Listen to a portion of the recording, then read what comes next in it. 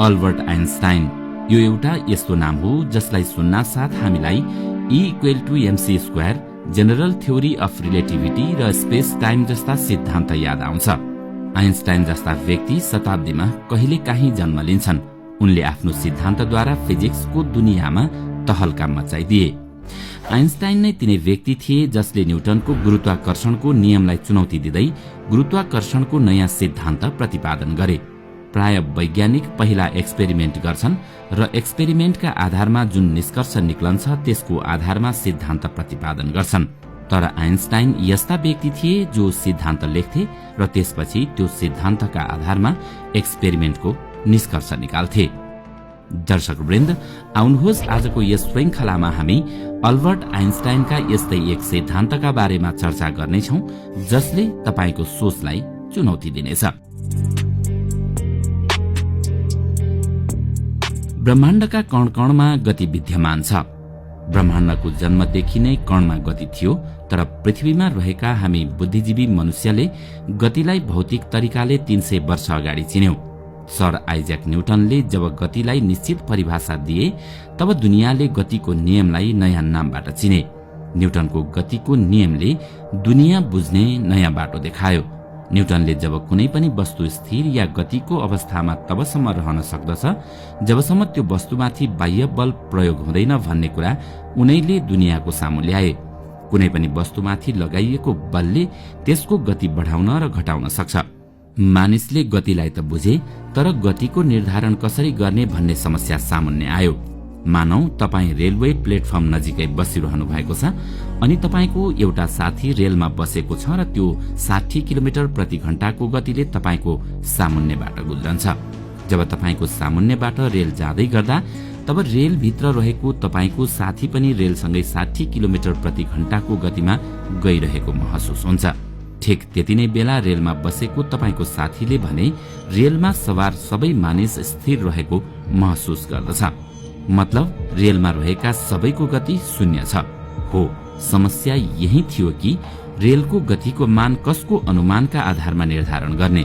रेलमा बसेको व्यक्तिको अनुमानका आधारमा या प्लेटफर्ममा रहेको व्यक्तिका अनुमानका आधारमा? जवाफ थियो दुवै आआफ्नो ठाउँमा सही छन्। कुनै पनि वस्तुको गतिको मापन स्थिर भएर गरिँदैछ कि गतिशील भएर गरिँदैछ भन्ने कुरामा निर्भर गर्दछ। यसको निष्कर्ष हो गति निरपेक्ष होइन, बरु सापेक्ष हुन्छ। सरल भाषामा भन्ने हो भने गतिको निर्धारण यस कुरामा निर्भर गर्दछ कि त्यो कसको सापेक्ष छ। जस्तो पृथ्वी आफ्नो कक्षमा घुमिरहेको छ, तर हामीलाई पृथ्वी स्थिर महसुस हुन्छ र हामी पनि स्थिर छौं। तर अन्तरिक्षबाट हेर्दा पृथ्वी घुमिरहेको देखिन्छ। पृथ्वीबाट हेर्दा सूर्य हामीलाई स्थिर लाग्दछ, तर आकाश गंगाको दृष्टिमा हेरियो भने सूर्यले मिल्की वे ग्यालेक्सीलाई परिक्रमा गरिरहेको देखिन्छ। 17औं शताब्दीमा भौतिक विज्ञानमा सापेक्षताको पहिलो सिद्धान्त प्रतिपादन भयो। स्थिर या एक समान गतिको अवस्थामा भौतिकीको नियम बदलिने छैन। सरल भाषामा भन्ने हो भने प्लेटफर्ममा बसेको तपाई यदि भौतिकीको कुनै प्रयोग गरिरहनु भएको छ र त्यो प्रयोग गतिशील रेलमा बसेको तपाईको साथीले पनि गरिरहेको छ भने दुवैको परिणाम समान हुनेछ। न्युटनको समयदेखि चल्दै आएको यो क्लासिकल थ्योरी अफ रिलेटिभिटी नामक सिद्धान्तलाई 19औं शताब्दीमा आएर चुनौती थपियो। जब मैक्सवेल वैज्ञानिकको सिद्धान्तमाथि प्रयोग गरियो तब ब्रह्माण्डमा एउटा यस्तो पनि गति उपस्थित भएको पाइयो जुन कसैको सापेक्ष होइन, बरु निरपेक्ष छ अनि त्यसको मान स्थिर छ र त्यो हो प्रकाशको गति, जसको मान 3 लाख किलोमिटर प्रति सेकेन्ड छ। माइकलसन र मोर्ले नामक वैज्ञानिकले यो साबित गरे कि प्रकाशको गति कुनै पनि माध्यममाथि निर्भर रहँदैन। प्रकाशको गतिलाई चाहे तपाई स्थिर भएर हेर्नुस् या कुनै तेज गतिमा दौडिने रेलमा बसेर हेर्नुस्, त्यो बराबर नै रहन्छ। आउनुहोस् यसलाई एउटा उदाहरणबाट यसरी बुझौं। मानिलिनुस् कि तपाई प्लेटफर्ममा बस्नु भएको छ र तपाईको साथी 60 किलोमिटर प्रति घण्टाको गतिमा दौडिरहेको रेलमा बसेको छ। जब तपाई आफ्नो साथीलाई प्लेटफर्मबाट हेर्नुहुन्छ त्यतिबेला तपाईको साथी 60 किलोमिटर प्रति घण्टाको गतिमा गइरहेको देख्नुहुन्छ।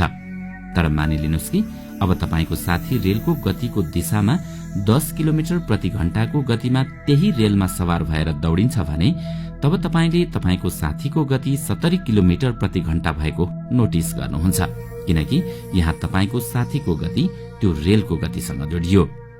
अब यही स्थितिलाई अर्को तरिकाबाट हेरौं।